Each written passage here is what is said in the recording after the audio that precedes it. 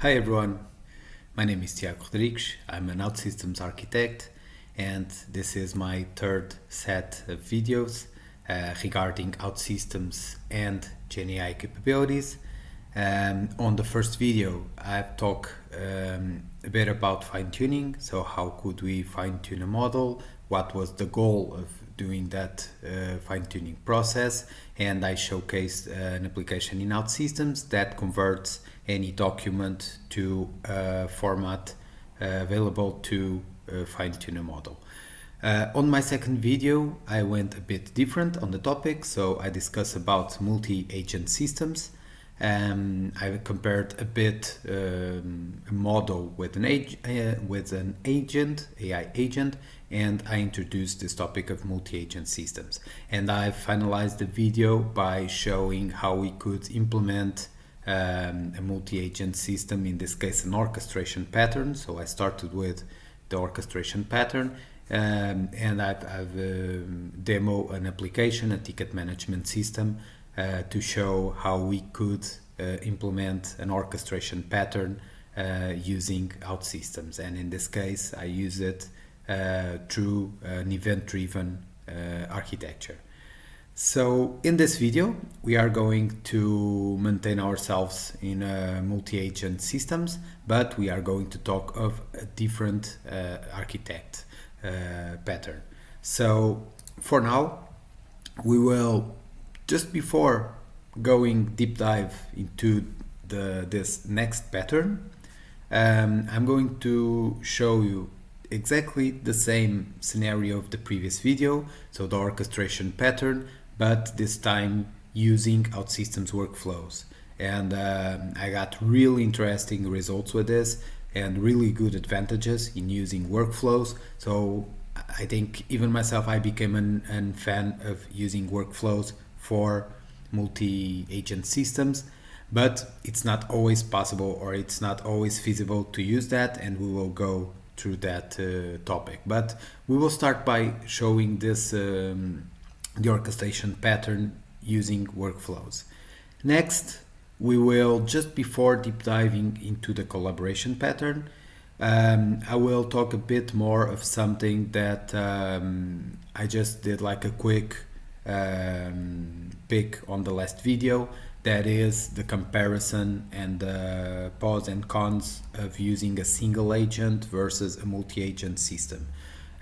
So I'm going to talk not so much here in terms of the use cases, but what are the advantages and disadvantages in terms of usage, in terms of costs, and even in terms of efficiency. How can we achieve a better outcome in each of the two scenarios? So yeah, we are going to deep dive a bit on that. And then we are going to talk finally about this other pattern called the collaboration pattern. We are also going to explore a bit the variants that I read on the internet about this pattern, mostly like a network pattern, someone also called network pattern, or blackboard pattern. It's also a collaboration, but it differs a bit, and we are going to explore also those variants. We will then compare a bit between the two patterns, the collaboration and the orchestration, and we are going to mostly see the use cases that we should use each one of them, because they have very different use cases.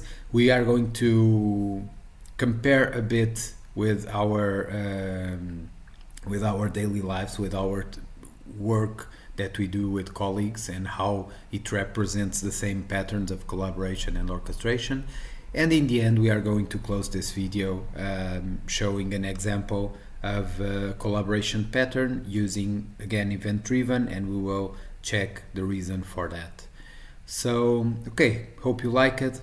Let's dive into the orchestration pattern using workflows. Okay, so just before we go to the collaboration pattern, let's just review a bit the last video. So In the previous video, we talked about multi-agent systems, and we talked about a pattern called the Orchestration Pattern. And in the video, I've shown an application made in OutSystems, a ticket management system, where I used the event-driven to call a multi-agent system. Okay, so if we go back, revisiting again, you might recall that we had this set of events, right? And for example, inside this call orchestrator event, we had the decision of what to do next. Okay, so in this case, we called a set of functions on the ticket manager, and according to the function that he would give, we could close the ticket or update a ticket resolution, or we could call one of the three experts. Okay, so this is one way to use multi-agent systems in OutSystems, in this case an event-driven. It gives us here in the ODC Studio, it gives us the full visibility of what we want. But OutSystems also gave us with ODC another tool called Workflows. So in this case, I wanted to see if it would be possible to define the orchestration pattern with workflows, and it was possible, and I'm going to show you how. So one of the differences you might see here is that basically all the server actions that were before used in the events, right, in these different events, now they were converted to service actions, where basically this is to be able to call it in the workflow. We can only call on the automation steps, we can only call service actions, and it made sense. So in this case, what I did was I apply exactly the same logic, just for the testing purposes, on service actions. And in this case, the only difference that you might see is that I no longer call the other agents inside the events. So that is a very important thing, because basically if we are going to build a workflow, the decision of the next step should belong to the workflow, or else it wouldn't be necessary to do a workflow, right? So if we are going to do that, the more design and the more step decision we put into the workflow, the better. It may not always be possible, and when I talk about the collaboration tool, you will see why it's not possible, for example, or it's not a good design to put it on the workflow, but for the orchestration pattern, it's possible to use the workflow. So you might see here that, for example, when we call each one of the experts, we do not call back, we do not finish the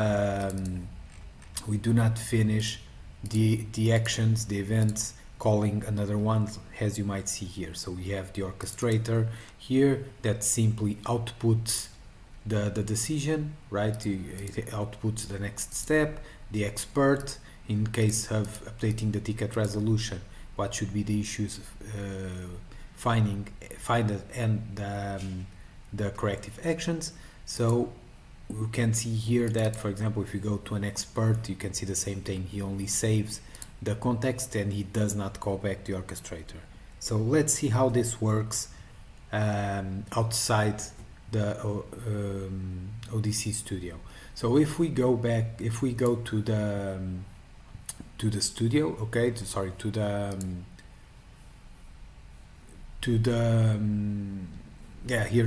OutSystems workflows. So you guys may see here that we have the applications, and then we have the workflows, and inside of here of the workflows you can create, and in this case I already have.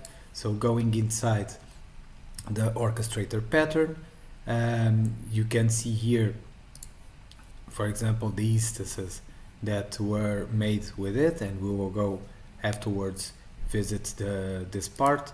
You can also see the revisions, but the most important thing is that you can open on the editor. And if we open on the editor, we will go into this flow. So you can see that this is already the orchestrator flow, exactly in this with the same decision making processes of the previous scenario where I used event driven. So in this case, you see that I trigger the flow here with this event, and that is exactly what I'm doing in the code. So if you see here, when I save a ticket, I no longer call the previous event the process ticket. Now I call the start ticket process workflow, and this is exactly the same one that I say to start here. He receives a ticket ID, and the first thing that I call is the ticket manager, or the first thing that I created was this automatic flow of ticket management analysis, where basically I call the service action call orchestrator, and I pass the ticket ID that was given. It shows here the outputs, and these are going to be important for the decision. So next I create here a decision node where I say if the next step is close ticket, then go to this close ticket. If it is ticket resolution, go to this ticket resolution. If not, that is basically the other condition. Of course, that I could have put it here. If it is to call an expert, and then a fourth decision of if no other was called, the otherwise that we are used to see in the switch. So in this case, I simply put it as if it's not any of the other two, then it's to call an expert. And this is the first point of decision, and you can see here that if the ticket manager decides to close the ticket, then we call the service action close ticket and we end the process. Nevertheless, if he decides to call others, so for example in this case update the ticket resolution, we call the ticket resolution, and you can see here that I'm passing the issues findings and the corrective actions from this ticket manager analysis outputs. So you guys can use the outputs as inputs on the next flows, similar to what was done before in the BPTs. And the important part here is that you want, after updating a ticket resolution, you want the ticket manager to be called again. So the orchestrator in this pattern always needs to be called after an action, except if it is to close the process. So you guys can see here that instead of doing an end, what I do is I call again the ticket management analysis step, which calls the orchestrator. So if the decision is to call an expert, then we check another variable. So you guys can see here that we have the next step, and then we have the expert agent. And so if it is to do a call of an expert, then there is a second decision where if the expert is network, we call the network expert. If it is a Siemens, we call Siemens, and if not, we call a Volvo expert. And again, in each one of them, I'm passing the ticket so that they can fetch the context. I don't know if you remember, but we were saving the outputs of all these interactions on an entity called the context, and we are passing the ticket ID to all of them so that they can fetch the context.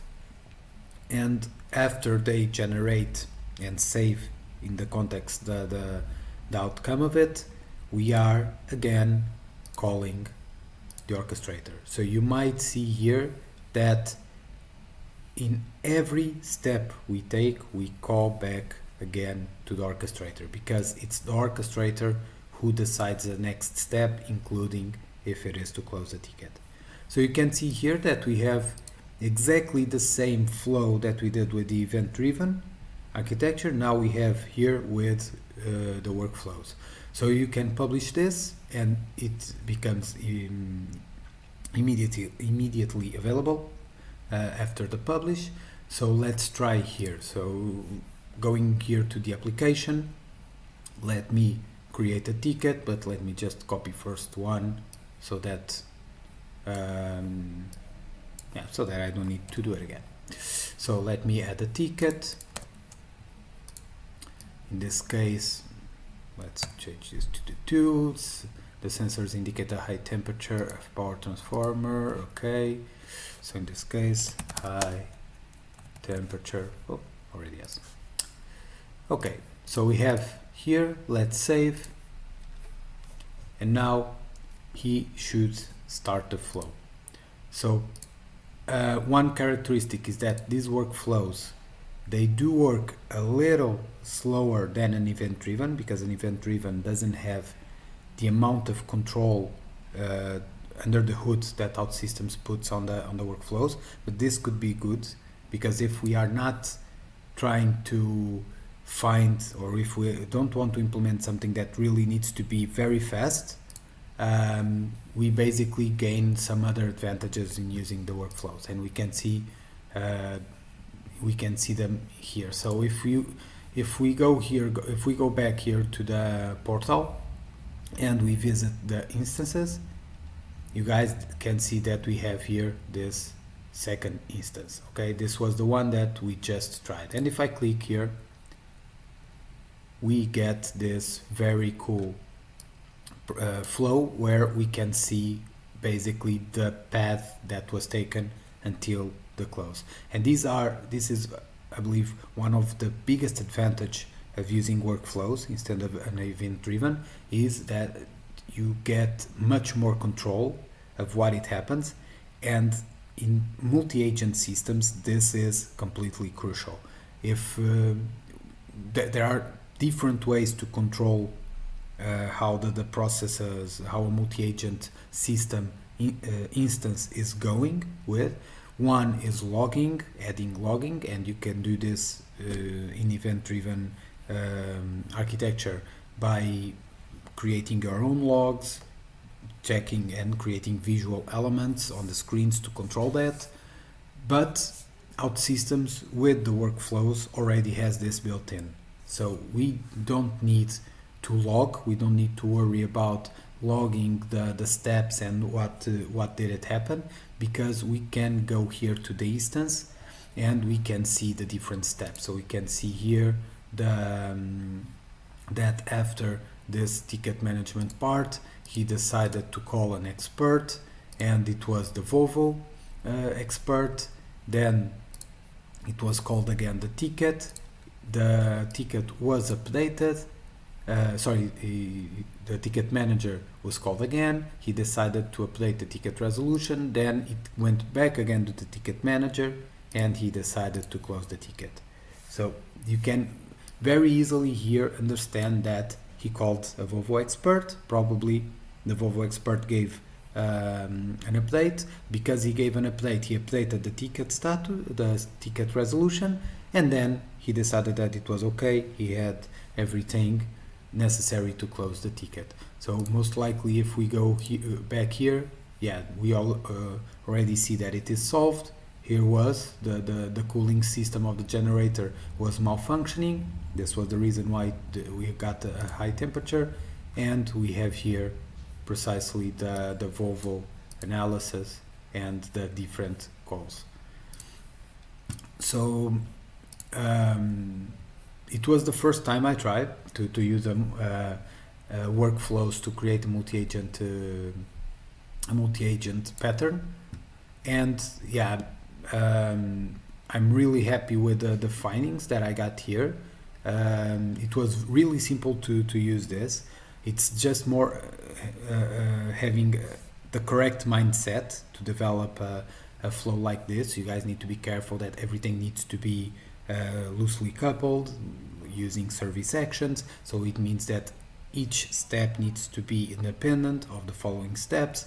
If you need to fetch data, you should fetch data inside of these steps, and you should only pass between the steps small amounts of information like text, variables, numbers, booleans, everything that is bigger, like for example a full output of a ticket resolution. It's better to save in a database and then having the next step fetching that data. And yeah, this is it. I think that we are now ready to close this pattern, the orchestrator pattern, and go to the next one, the collaboration. But just before that, I want to talk a bit about the pros and cons of a single and a multi-agent system, because it's something that I haven't talked a lot in the previous video, and I think it's very important for us to know what could be the good and the bad points of using each one of these systems in terms of performance, in terms of costs, and the models of usage. Okay, so see you now in the pros and cons of single versus multi-agent systems. Okay, so let's talk now a bit about the pros and cons, or the advantage and disadvantage of a single agent versus a multi-agent system. You might remember this slide from previous video, right? And for this, let's now focus on the agent part. Okay, so we will do a lot of comparisons with agents and people, because I do believe that by analyzing how we work together as team of different persons, it also explains a lot how should we make AIs work together. And so let's first try to see here, why do people collaborate or work together? Okay, so why is the goal? So let's not consider the evolution part of it, like we had to work together to survive because of the nature, animals. Okay, so yes, that's true, but right now, why do we need to collaborate and work together?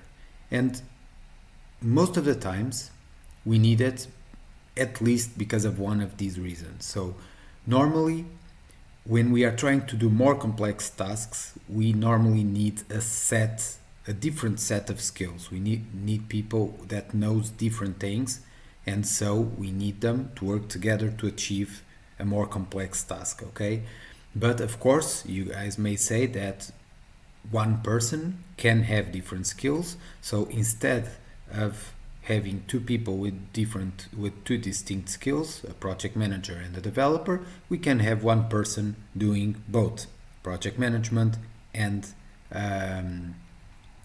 development. But the problem with this is that we only get such an amount of capacity in our brains to be a multi-skilled person. Okay, we can know how to do, or we might know how to do a lot of things, but normally, if that is the case, we have the trade-off of not being really good in all of them. So it's something normally that we see in the skills of professionals, having like a T model, right? A T model where we have a certain skill where we are very good at it, but then we also have a set of different skills that we are okay-ish. We can manage them, okay? And normally, that's what happens with us. Of course, that we can be more transversal and less expert, or we can be more expert and normally less transversal. And that is not because of people's choice, of someone's choice. It's normally because of the limitation that we have in our brains, or in our memory, etc. But also, normally, we cannot have all those capacities and all those skills because we also lack resources. Lack of time, for example, lack of money, lack of tools to do it. Okay, it's very hard for me to become really expert in two different topics if both of the needs for me to become very good at those topics are higher than the time available that I have to know them. So, or for example, the money, if I need to take courses, if I need to buy tools, right, for me to be very expert in edge AI, I need to have money to buy equipment to use edge AI, like better local computers and smaller. So, and this happens a lot with other things. And because of this lack of resources, most of the times we cannot be alone as one person. We cannot be skilled with everything. So normally we also collaborate and work together, because just one of us, it's not enough in terms of time. Also, another characteristic here of the time is that we are only limited to do one thing at a time. So if I'm a project manager and a developer, I cannot do the two things at the same time. I can, or I am developing, or I'm doing project management. If I stop one, I start the other, but I have to stop. And if we work as a team, we can parallelize work. We can have two people doing exactly at the same time the two different sets. And finally, I also believe that when we work together, we have this famous saying that the total is higher than the sum of its parts, or something like that. And I do believe in this situation, because most of the times when we are doing something alone, even if we have a lot of skills, we have our own bias in how we make those different skills work together. If I'm a project manager and a developer, probably I will give more attention to the project management tasks that affect more the development, and not, for example, budget or scope, things like that. And this is because we are biased on that. So there is no diversity in the way we thought about things, and the way we connect the different skills.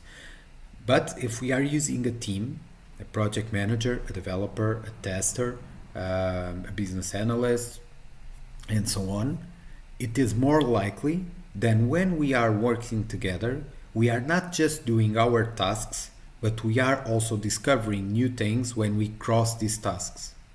And we can learn faster and achieve a better outcome than if simply each one of us four would do our task. So I also believe that this has an impact. And why is this important? Because most of the reasons that I talked here, they are also valid for AI agents. And most of the reasons why you want to implement a multi-agent system in terms of and not a single agent system can be because of one or more of these points here discussed. So let's now look into the agents. Okay, what can we do with them? Because here indeed there can be some differences when comparing to a person.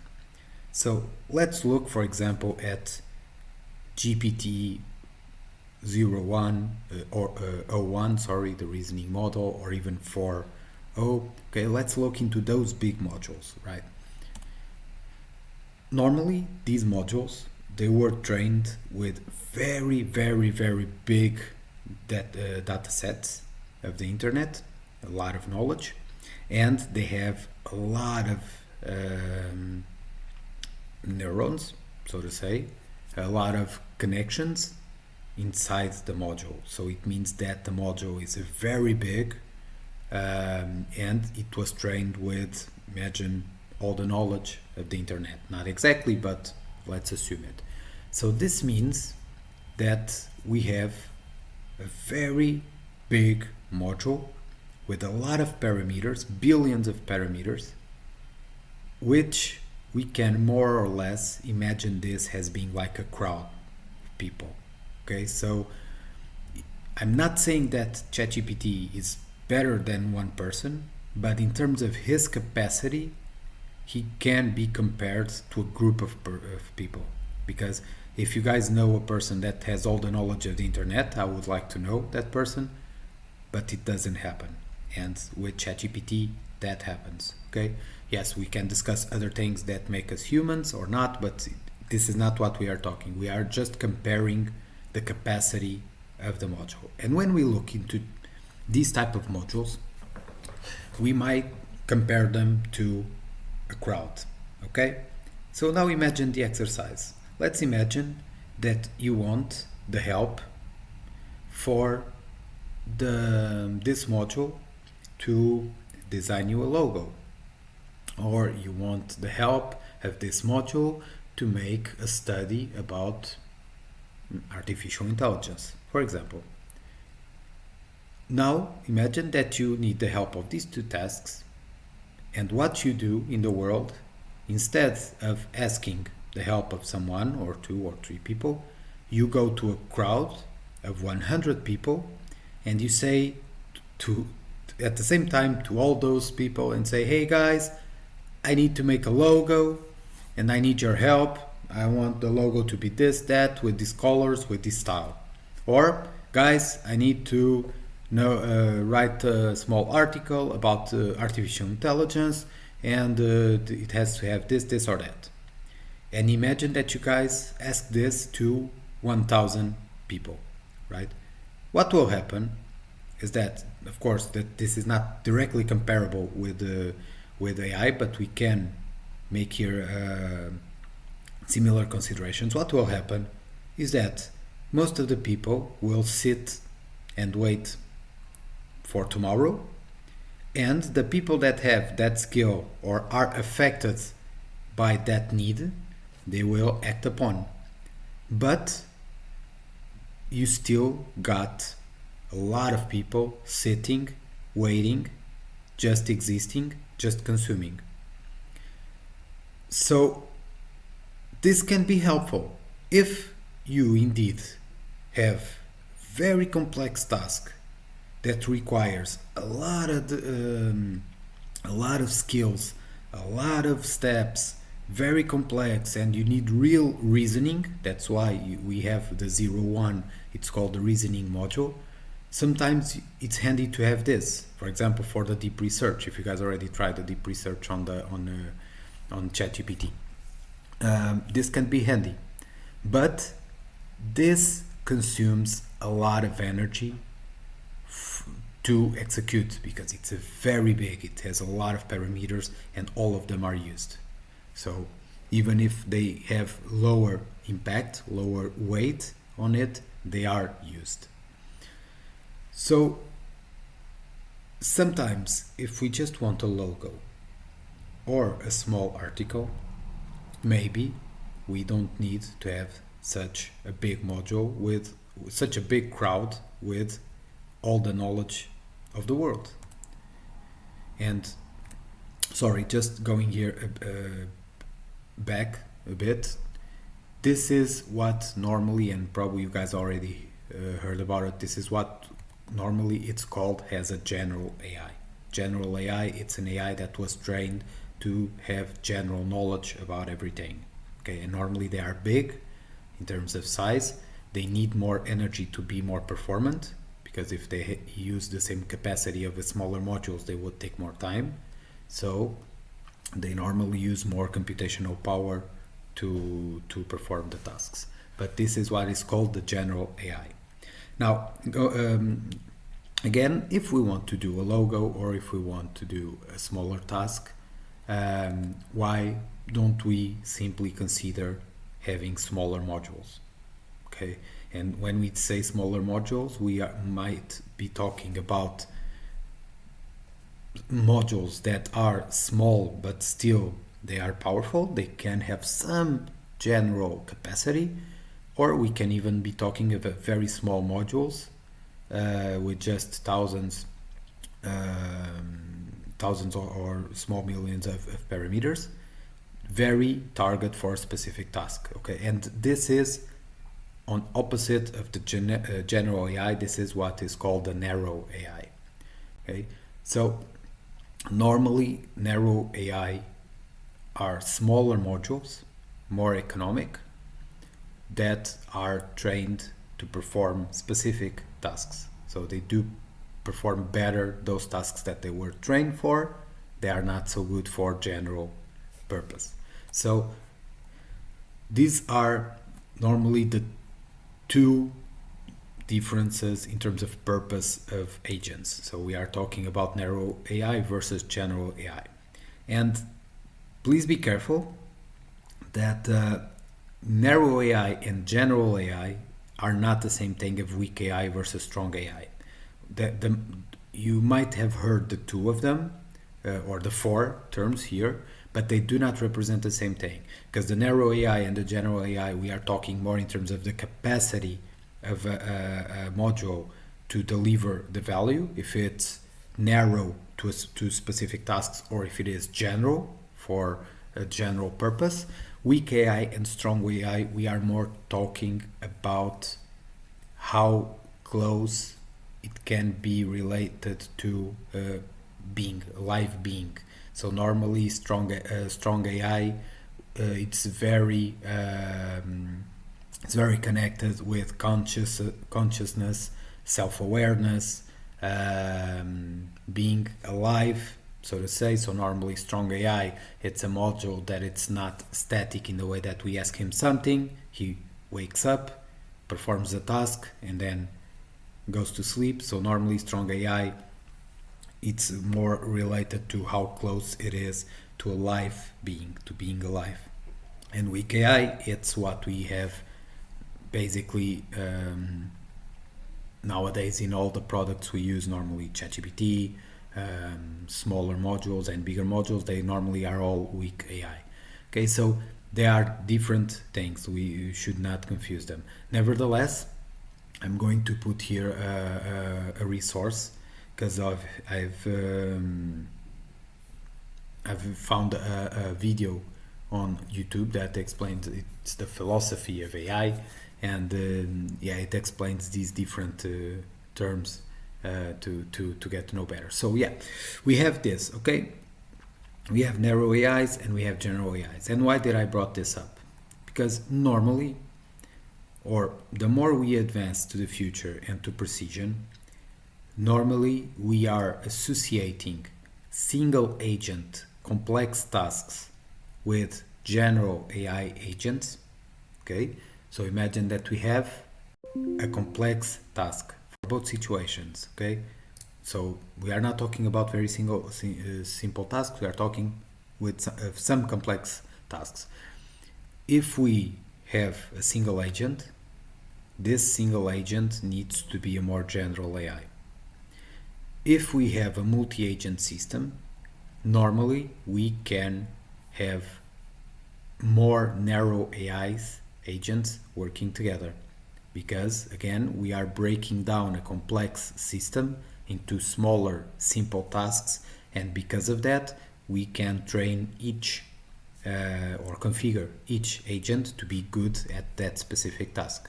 Okay, so normally this is why we tend to evaluate single agents versus multi-agents. But this has here a complexity, because if you look into general AI and single agent and narrow AIs with multi-agent systems, it becomes harder to compare, because if it would have been simple if you would compare single agents and multi-agent systems if all the agents were general AI. And in this way you would say, multi-agent system consumes more, because we are basically using crowds again to do a lot of tasks versus only doing only having one crowd. But at the same time, if we are comparing multi-agent system with narrow AIs with a single agent narrow AI, of course the single agent would be more economic because it's just one, but he would lack a lot of context variability. He would not be able to adapt to the tasks. So in this comparison here, what I can say is that normally we verify that the narrow AIs, they are better for precision tasks, for the tasks that they were trained for. So if you do like or do have a task that it's complex, and when you break that complexity, you start noticing that it has smaller tasks, that each one of them, it's very easy to explain and very easy to be specific for that, then you would gain a lot of potential by using smaller narrow AIs. Because the general AI, if you would use one general AI, he would be able to do probably the tasks, but he would be too general. I don't know if you notice this, not so much nowadays, or it becomes better, but in the old days of ChatGPT, the answers were very general, very generic. You seem that there was like there was no juice from it. Okay, so it's the reason of having a general mapping agent. So if you need really efficiency and precision tasks, there might be better to use a multi-agent system with more narrow agents, more target. Okay. Another thing is the capacity waste. I do believe right now that because we do put our work in a lot of modules spread along big cloud providers, OpenAI, Microsoft, Google, Amazon, Anthropic. So all those companies, they have huge servers with these modules deployed there, and we can use it. We are not noticing this so much, but I do believe in the future, when we start really growing the market of agents and we start having agents spread across smaller servers, or even in our own devices, in our own computers and mobile devices and so on, the capacity of the models will be very important, because we will not want to have a 21 gigabyte model in our phone. It's not easy to manage. It's possible, but it's not easy to manage. So the capacity will be more and more important. So if we have a complex task that it's performed by smaller narrow agents, you will have a less capacity waste. And the reason for that is, if you use a general AI, that general AI is the same in every task. So if you ask him for a logo, or if you ask him to write a research paper, the module, the parameters will be used, all of them the same. So you will use gigabytes and billions of parameters to do those two tasks independently, if they are simple or complex. But with narrow AIs, because they work together, if a multi-agent system is well designed, you might not even use half of the agents. You can have, for example, a system where it has 10 narrow agents inside of them in a very different patterns. It doesn't matter. But for a specific task, as designing a tool, maybe he just calls 2 agents. One distributes to another, delivers, that's it, and the others were dormant. So because of that, a multi-agent system for complex tasks that can be, again, break down into smaller specific tasks, normally it will tend to have a less capacity waste, assuming that we use these agents with smaller modules and trained modules. Of course, if we have agents here, narrow agents connected to a ChatGPT-4, we don't have a lesser capacity waste, because the module is a general module behind it. Okay, so this is one characteristic. Another one is the usage of resources, and this is a lot connected to waste. So again, these general modules, they tend to be big, very big, and when they are big, they escalate on the energy consumption, because they do need more operations to perform the tasks, to perform the routines. And of course, you guys do not notice this, because when you go to ChatGPT, it works below a farm of servers very performant with a very good capacity, so you do not notice the amount of energy that is consumed there. But they do consume a lot of energy. And again, the more we go to the future and the more we start escalating the agents, and start having more, there will be the need to manage the energy consumption of the models. And that could also be a reason for you to consider going between a general AI single agent or a multi-agent system. And finally, the easiness to follow up and control. Let's imagine this.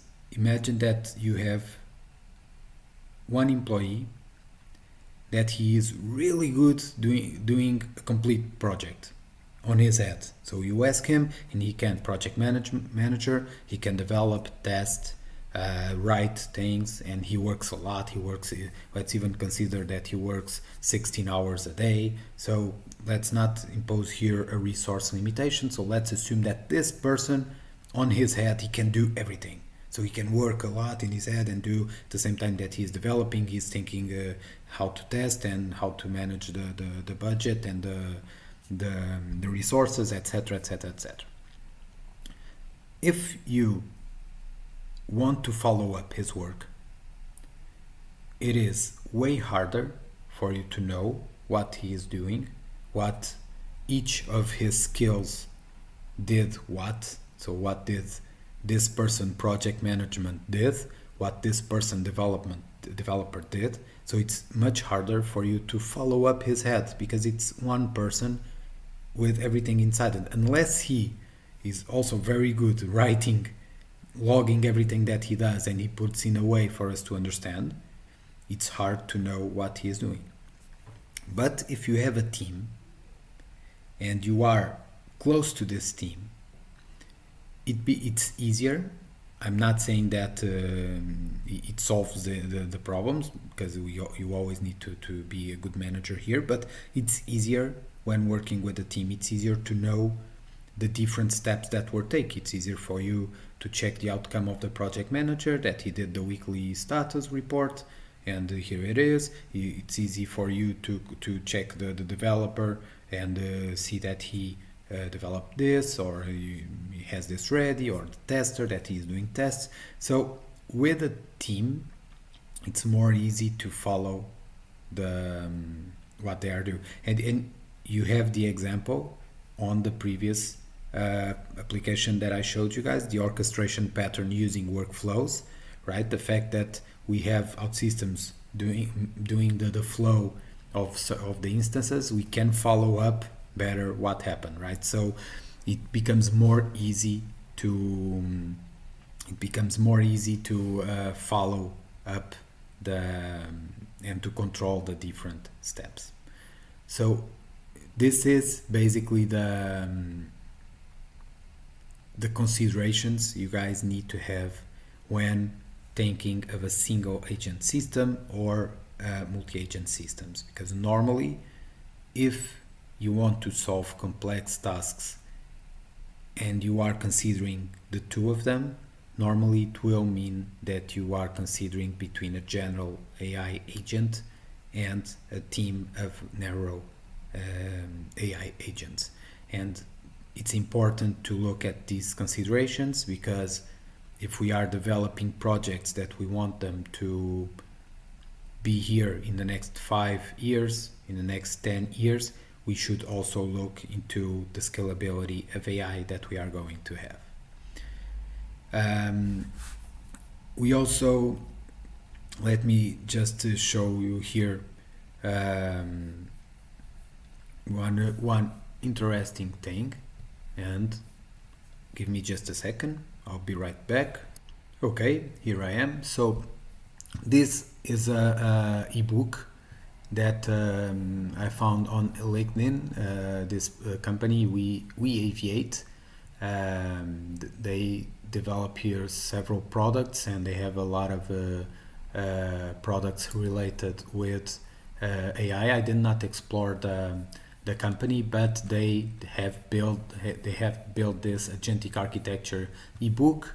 I'm going to put the link of this in the comments, but if you guys want to have a look into what makes an agent, then what are the different components of an agent, what is a single versus a multi-agent architecture, right? And we have here the strengths and weaknesses. We'll not go again here because it was a bit what we talked, despite the fact that they do have there is here some different opinions of what I discussed, but I think it's very cool if you guys would also read this, because you can learn a lot of.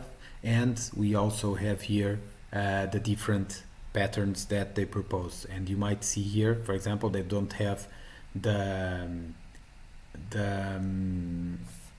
orchestrator, but they have the hierarchical. It's the same that we developed in the previous video, and they have here the network. That on my case, I'm considering this a variant of a collaboration pattern, so we will talk about this on the next chapter. And yeah, you go ahead, I will put this. Also a very interesting topic that I will not explore, but I will leave it here in the resources for you to see, is this article of Microsoft. How should we start doing user experience design for agents? And they also talk here what is an agent, about what is an agent. For example, I do like a lot this definition of the agent. It was one of the first definitions that I read, that instead of looking just into the what should it have memory, it should use tools. Yes, almost all definitions that I hear about agents, they talk about this, but they also focus here into what is the purpose of the agent. And I think it's a very good definition, because he is the purpose is to work with or for humans, and agents may have chat experiences, but generally they go beyond typical chatbots. So we are always looking into AI in terms of chatbots, and agents go way beyond chatbots. We are not talking about chatbots, and I do like this definition. So I will leave this also for you guys to check if you want. And okay, so now we have everything to go to our next chapter, that what is the collaboration pattern in multi-agent systems. Okay, so see you in the next chapter. So, collaboration pattern. What is it and what are the differences? So last time we talked about the orchestration pattern, and one very common characteristic of an orchestration pattern is that you always need to have an orchestrator. So you always have a manager node or a lead node that decides what to do next. So in that orchestrator, he can use the collaboration of other agents. They can have like 10 agents to do different tasks, but the result of those interactions always comes back to him, for him to decide the next step. So it's always up for the orchestrator to decide the path to follow. Okay. In this pattern, the collaboration pattern, there is no concept of a manager or a leader. Each node collaborates with other nodes in different ways, but without any orchestration in the middle. So it means that the different agents will work together building a specific task.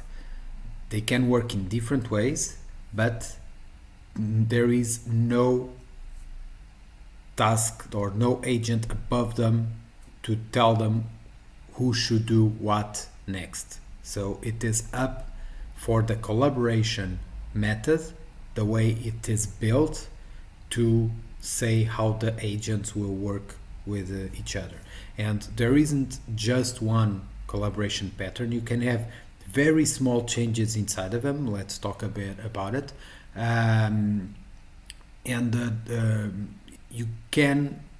You can look at it a bit like us in our work or in our daily lives, the different ways we can work together to do a certain job. For example, very common collaboration pattern is when we were in school to do group assignments that each one of us normally would divide each part of the task, and then we would compile everything in the end, and there wasn't a leader. So we would have like the group, we would discuss how we should divide things, we would come into an agreement, we would divide, and we would start.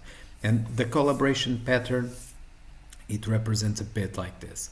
Some characteristics here is that there shouldn't be any limitation of agents. You can have as many agents as you need. Of course, remember that the more agents you have, the more complex the collaboration will get. So normally, you do not have a lot of agents collaborating inside of them, or if you do have, most likely you need to break the collaborations in different nodes, or else it becomes really chaotic. A bit like the groups. If we have a very big group developing a very big task, normally we break the groups in smaller subgroups, each person or each group responsible for a part. Also, another characteristic is the cycles here. So because agents can or cannot work like us, you can define cycles to control the amount of time that they work on a certain task. For us, it's more or less put it in our daily lives, the limits. For example, in a work group, we might have the date of delivery of the group, or in our work, we can have the date that the client is waiting to receive something. So, and we build the iterations upon that. But with these systems, we need to tell how we want them to iterate. And there is also a very important here that normally these cycles also work as guardrails. Okay, so normally you define the cycles here to also ensure that the collaboration between the agents do not go infinitely, or do not go into a very big process that will cost you a lot. So you might want to limit.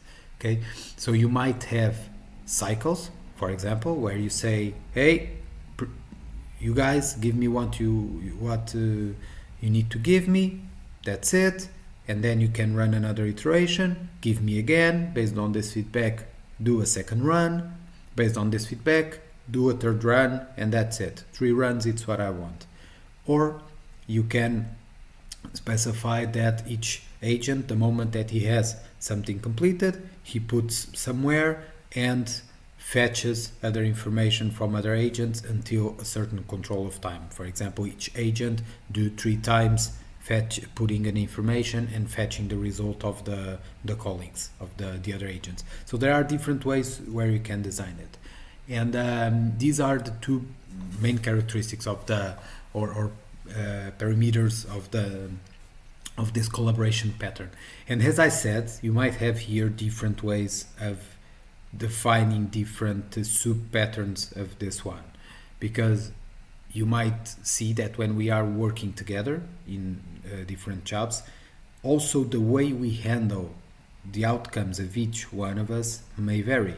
For example, in a group work, if each one of us was responsible of doing a part of the work, right? If there is a school group assignment, each one of us was in charge of doing a part. Maybe we don't need to share everything that we found, because in the end we can put it together, or we can work a bit, but mostly each one of us work in its own context and then puts the result. Okay, but for example, if we are doing a project in our work, and everyone needs to be aware of the work that the architect does for the design and things like that, maybe it's interesting for the work to be put it in a SharePoint page, for example, or a folder, a common folder for everyone to see. So you might want to have the context of the results of all the interactions, put it in the middle for everyone to see it. So there are here different ways of how you can define. So let's look a bit into that. And of course, these are the names There is no exact rule on this because this is a very new area. You may see these things with different names on the internet, so this is just the way I call them or the way I found them in some articles. Don't take them like solid rules, just understand like the different variations that we can have. So starting here with the network variation, that was the one that I show in the We Aviate article. Basically in here, each agent decides what to give to the other worker.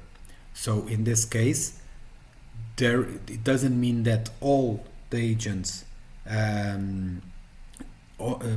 need to work mandatorily speaking in the same context, in the same tasks, and each agent can decide who should pick up next. Imagine that you have three agents. Let's assume you have a developer, a tester, and a requirement validator, for example, a sort of a business analyst. Okay, so imagine the business analyst needs to define the user stories. He defines the user stories and he gives them to the developer. Then the developer finishes the coding and he wants the tester to test. Then the tester performs the tests. If there are problems or if he found some issues, he can give it back to the developer and say there was issues, fix it. Then the developer fixes, the tester finishes the tests, everything was okay, then he can give it again to the business analyst for the business analyst to give the next requirement or the next set of requirements. So you see, they are working together. There is no leading node, but each one of them decides who should they call next according to the results. Okay, so this means that normally it's a pattern that it can have shared resources or not, depending on the use case, but the characteristic in here is that you might have like subflows inside of the collaboration, completely random, so to say, or completely different from the different cycles. So this is an interesting variation. Another variation, it's called the blackboard variation. So in this is, as the name says, it's like when you and some colleagues are in front of a blackboard or a whiteboard and you want to discuss something. So each one of you is exploring a topic, but you want to share the findings with everyone so that you can iterate on top of the findings of everyone. So the outcome of each agent is really important for the other agents to also consider. Okay, normally this is very common when you are doing a deep research and you want your findings to also influence the findings or the research of subtopics. This might be handy. So one characteristic here is that normally we go with iterations. So like the agents produce a result, they put on the context, and then there is a second run where everyone checks again the context and does again the task, puts back again the results into the context, does another run, and does this until the limit or until what was defined. So in here, the main characteristic of this pattern is that everyone puts the results into the same shared context for everyone, and this way they all leverage from the findings of everyone in the group. Another variation, and this is the one I'm going to share to show today. I call it, I didn't find it in any research that I did, but it's something that it appeared as a need on the application that I developed that I'm going to show today, and I called it the silo corroboration variation. So in this case, this is similar to the blackboard, with the difference that the results of each agent does not go into a common folder, but it goes to a result folder that it will be like the output of the interaction. But each one of the agents, they use only their own context to perform the tasks and to continue. So this is more used in situations where you don't want the agents to be influenced by the work of the others. So they want them to do isolated research or isolated tasks, but you do want to compile everything into the same place. So we might say here, for example, that the topic that the typical group works that we did, for example, in college, were a bit more similar to this. So each one of us would have our own context. We would start creating our own slides and putting things and doing, and then in the end we put everything into the same result and we present. So we can have also this variation. So these were the three main variations that I remember on this collaboration, but of course there can be much more, and even inside of this you can have even smaller tweaks to make it a bit different. So feel free in the comment if you have ideas for other collaboration patterns, feel free in the comments to tell them. I would love to hear it. So these were the variations of the collaboration pattern that I found out. Okay, so now we are ready to see in OutSystems how to implement this pattern. Okay, going now to OutSystems. So this time I've created an application that I call Deep Research App. There is no news about this. You could use simply ChatGPT to do this with the deep research or the reasoning module. But yeah, I wanted to apply a collaboration pattern, and this was the case. So this application is basically used for you to explore more about a certain topic.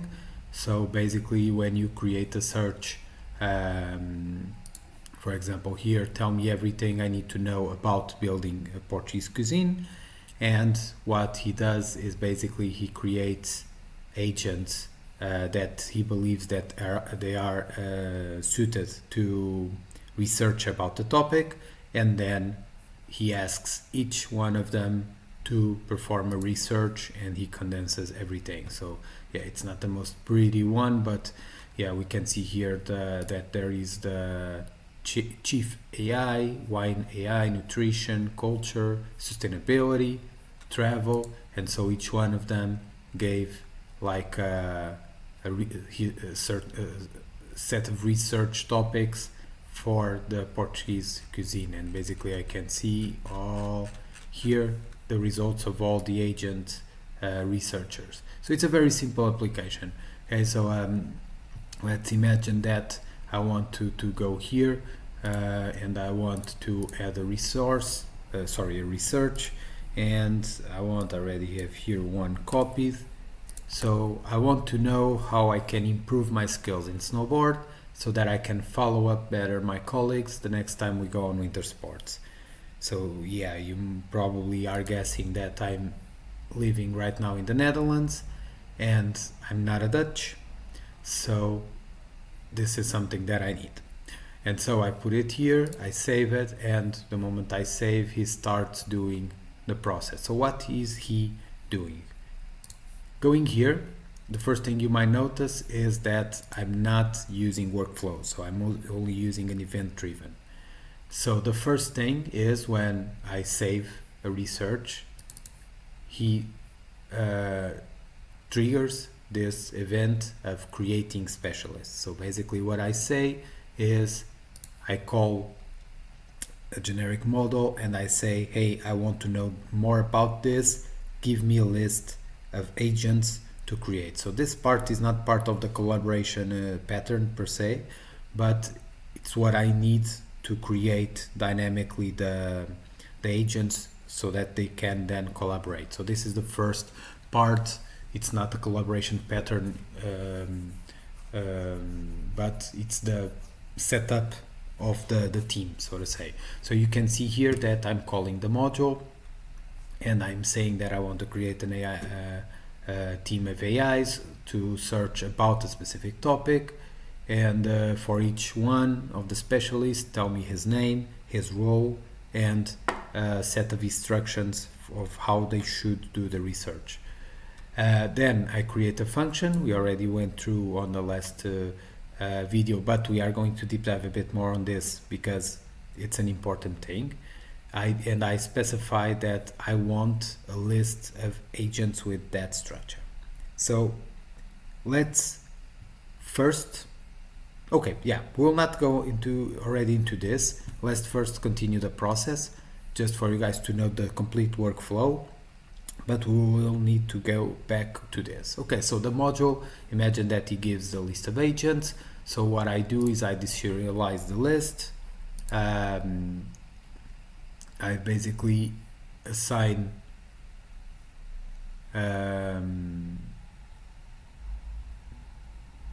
assign to the result so that I can save the research, or that I can basically give the result. I'm basically saving the result just to know what was the outcome of the module. But the important thing is that basically I'm iterating on each one of the agents that he told me, and I'm creating the agent, and I'm triggering the analysis for the agent to do. And then in here on the analysis, basically this is a second and the only event that is really considered the collaboration pattern. But in here what I'm basically doing is I'm updating the status of the agent. I get the research agent so that I can update his status, and I basically call the module, and I say your name is the agent name, your role is this, and I need you to create a research analysis about the topic and the topic, and I say you should give as much detail as possible. And I also give the instructions that it was created by the initial module. So this is a very simple one. We call, he returns the result, we put the result into the table, and we just check if all agents finish it, because we are using an agent status to know what they are doing or if they already completed the job. So what I just have here a control so that the last agent, when he finishes, the system will detect that there is no pending work from any agents, and he will update the status of the research to complete. So you can see the here it has the not started. If I refresh, it's still not started. And the reason for this we are now going to explore, because this is a very interesting thing. The previous video I talked a lot of good things about the Agent AI Builder and using workflows. Right now I need to dismantle both of them, because first, this pattern, being a dynamic pattern, we cannot use, or it's not handy to use workflows, or they will not help as much as using an event driven. And the reason for it is because we don't have a fixed amount of agents that all times are the same, that we can flow between them. We have a certain, like a sort of a circular action between them, so that is a bit hard to represent on a workflow. You can imagine that this image is not easy to represent on a workflow because there is here a lot of circulation between them. So the workflow is not the best tool, or it's not the most effective tool to do this. Regarding the AI agent builder, so you might notice that the one that I created now, it's still on this phase of not started.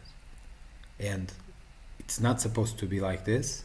The reason for it, if I go here to the logs, most likely you will see errors. So you will see issues saying that or there was problems calling it, or the reply was not what we were expecting. And let me just guess that no. So we can see in the traces that the steps are a bit stuck, or they did not give in anything. So we have here the 15, so it was this 4. So you can see that there was no trigger of the module, or there was no creation of agents. So most likely it means that the module did not return any agent. And yeah, I will force again. Let's see if it goes, and I will explain now what happened. So going back, first thing you might notice here compared to the previous model is that we are creating our own agents. So I'm not going here into my agents, creating agents, and the reason for it is because I want the application to behave in a flexible way. I want that I want the agents list to be created depending on the research topic that I'm giving here. So I don't want to have a fixed situation. Okay, and you might just see now that he completed. So right now he gave me the gear advisor, the nutritionist, a fitness coach, and the skill trained, and now we have here a set of advisors for me to improve the snowboard. Okay, so you see that it's not bulletproof. It does the job when it results, but it's not bulletproof. And now we are going to analyze why it's not bulletproof, because I think that part is more important than seeing the application. So as I was saying, we are not building here agents. We are building the agents on the go. Okay, and how will you notice this? Because if you guys remember the last session, when we are creating an agent, we are saying which model we want to use, and we talked about the differences between agents and modules, right? So if I want to create dynamically agents, I always need to point to a specific module, and the agent AI builder, or the AI agent builder, sorry, he gives us the tools to do that. So you might see the first thing that I'm not using the call agent, I'm using the call module. And the difference that you might see here is that when I call an agent, I only pass the agent ID, the chat messages, and the tools. And the responses are the same. When I'm calling a module, besides those three, I'm also passing the instructions. And the reason for it is because when we are calling a module and we give him an instruction, a purpose, we are more or less putting an agent on the top. Okay, the problem is that it's not really an agent, and the amount of parameterization that OutSystems gives us, it really lacks control. What do I mean by this? First of all, you can see that, or you can trust that in some calls that we are going to do to the model when creating the specialist, despite the fact that I'm saying here in the instructions, hey, I want you to follow the following JSON. so that I can serialize this. And this JSON comes from calling the function getAgentList. So in theory, the module should always call the function, and by calling the function we would serialize the parameter and it would work. But what we notice here is, because we don't have a way to obligate the module to call the function, from time to time, instead of calling the function and giving a list in the function, he is giving a list in free text as a response, a normal response. That's why I'm logging here the response. And you might notice that one of the issues of this is that you cannot be sure 100% of the time that this will follow the logic of doing a cycle to create the agent, to create the agents. So first issue with this. And how can this be solved? Or why is this only a problem of the way OutSystems gives us this function? Because if we go to, for example, OpenAI, we can see that we have here assistants, right?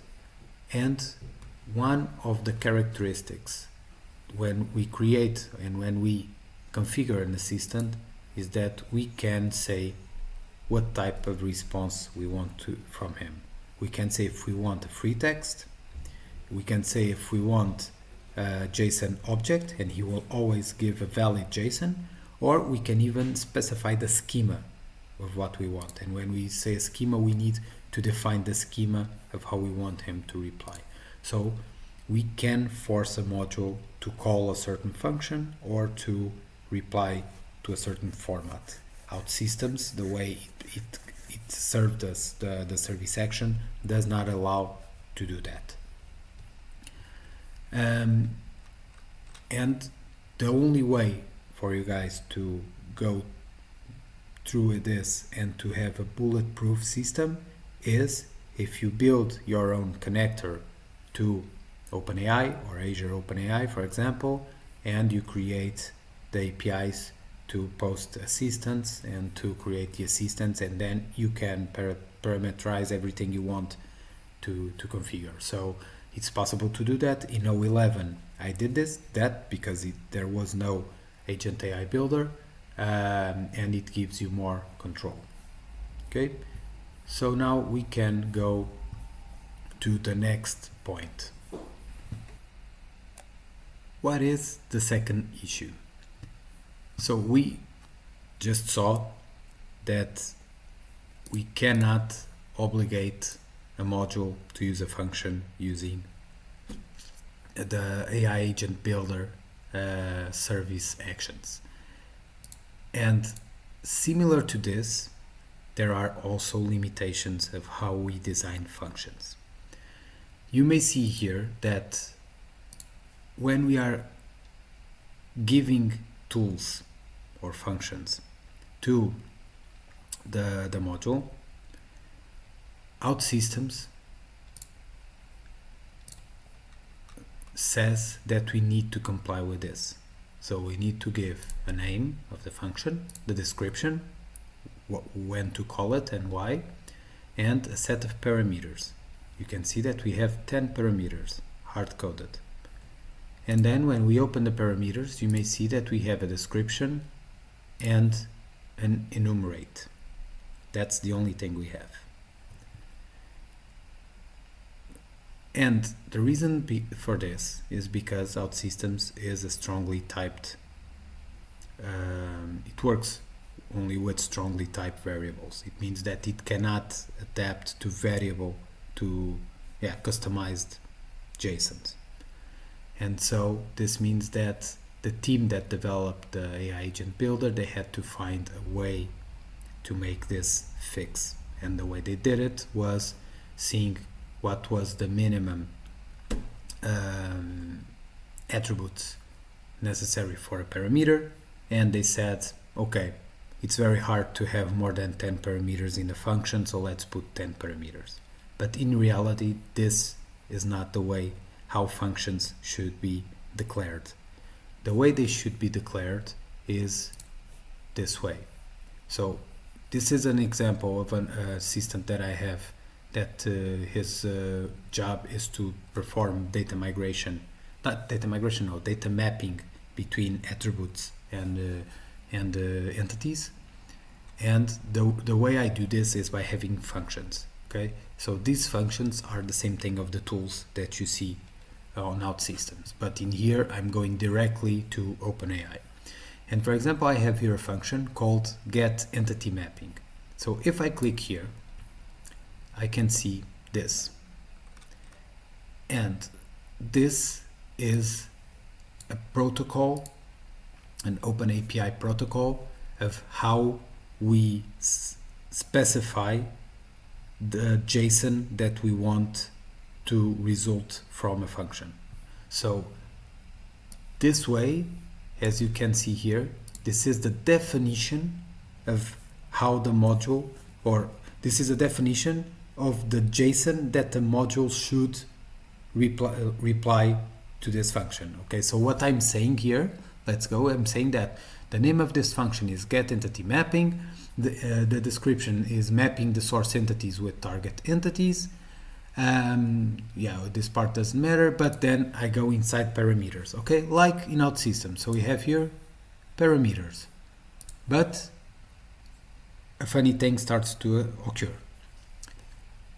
Inside of the parameters, I define the first type of what I want, and normally the first type is an object. So the object is a composed JSON. It's like our structure.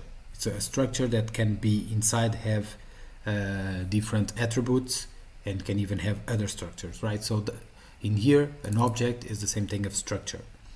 So I'm saying that the top JSON is an object, and this object has the following properties.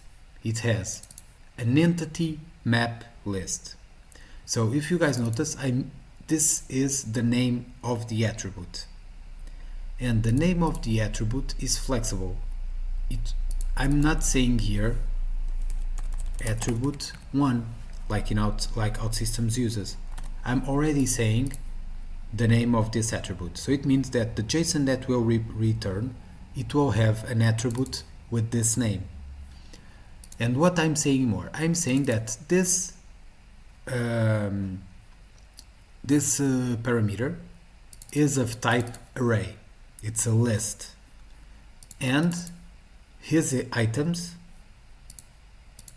are also of type object, so it's a structure. So what I'm saying is that I want to have a list of entity mappings. I want to have a list, and this list inside of each record should have a source entity with the name of the source of the entity on the source list, a target entity, some instructions, and if it is mapped or not. So you guys may see here that I'm really saying the name of the attributes I want to have, and more than that, I'm saying the type, their type, string or number or list, array. I'm saying the type, and I can deep dive into the structures. So I can say that a structure is composed by an array of structures, and inside of this last structure it has the attribute source entity, target entity, instructions, and is mapped. You can see with this that there is full flexibility of how we want a module to reply. The JSON, we can build any JSON using this. If we go to OutSystems,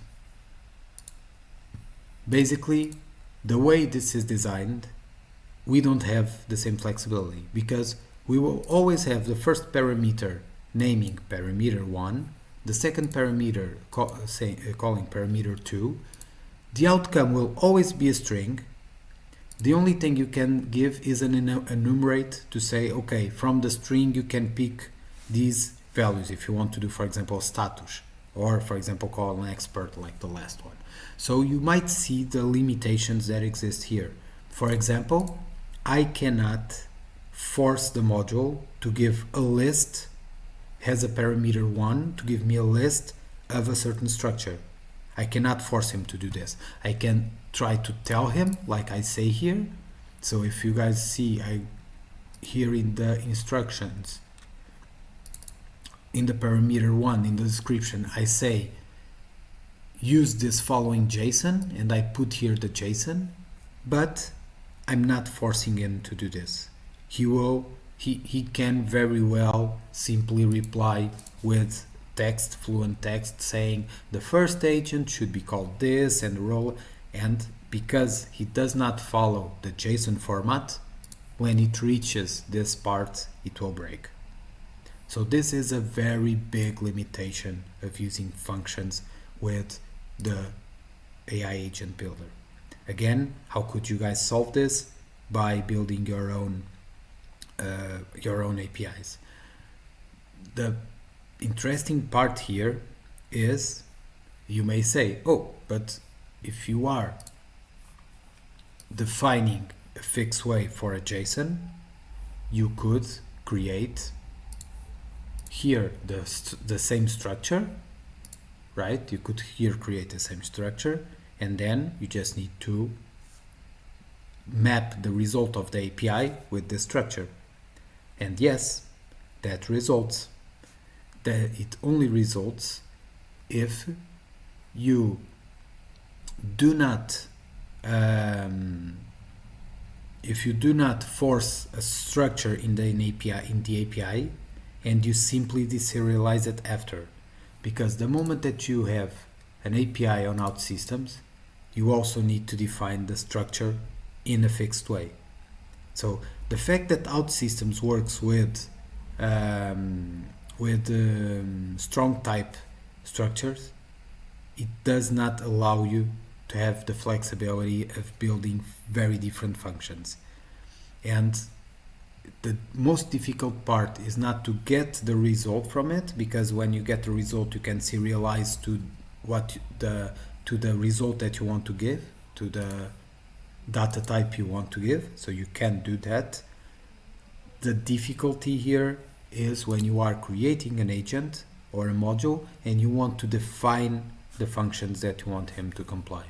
The only way for you to do this is if you create an API and you give only a text in the API, and what you do is basically you build the JSON and you put it as a text, and then OutSystems will send as a text, but on the other side it will convert to the JSON. It's the only way for this to work.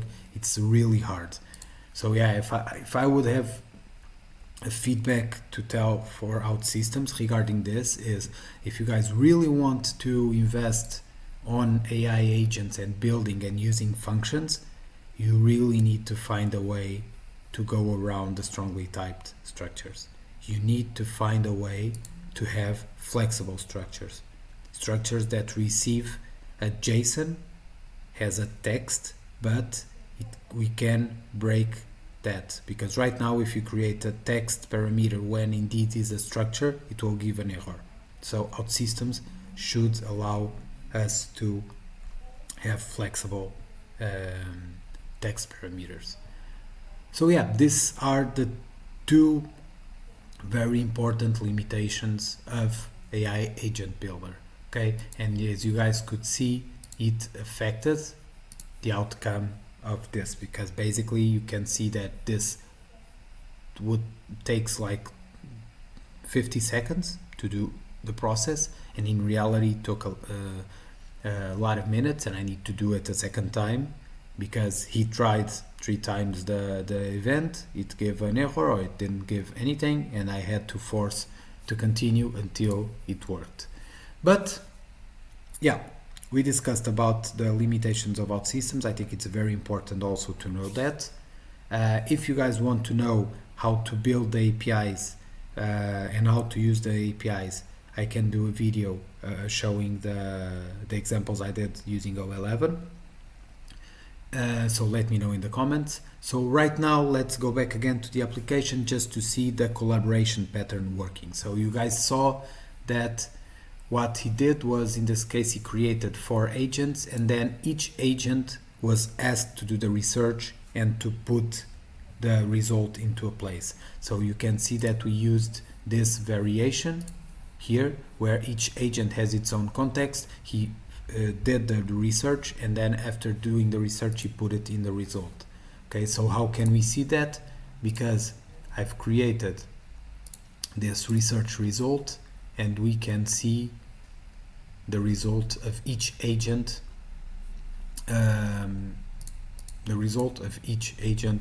in this application.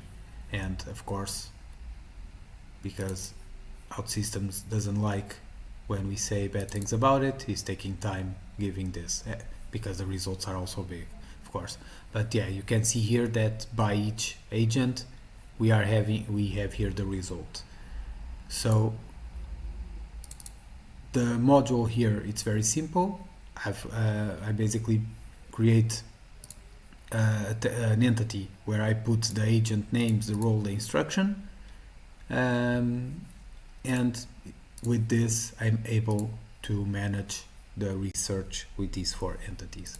Okay, so again, very simple module where I first ask for the agents and create the agents, and then I simply say, okay, agents, you are created, now go do the analysis. In the next step. So what they do is that each one of them, in an asynchronous way, do their own research and put the results into the results. So again, this is this silo collaboration variant with 1 iteration, with n agents and 1 iteration. So there is only 1 run. Of course, I could put something like each agent needs to have 2 runs. So after he does the first one, I can then say rerun again, considering your findings, and summarize our results, something like that. So we can do a sort of runs. And this is it. It's much simpler than the orchestration pattern. Yeah, hope you guys like it. I will try to explore more patterns in the following videos, but I do believe that next week I will not go again on the multi-agent systems, because I also want to show you guys how can we build an MCP server, a model context protocol server, and how we can expose APIs on OutSystems to be used by that MCP server, so that external agents from other systems can interact dynamically with our OutSystems applications. So yeah, this will be the agenda of my next video for now on. Thanks again for watching. Let me know in the comments if you want to see more ideas, if you want to explore this topic. Give me also some pattern variations that you guys may see, and I hope you like it. See you next week.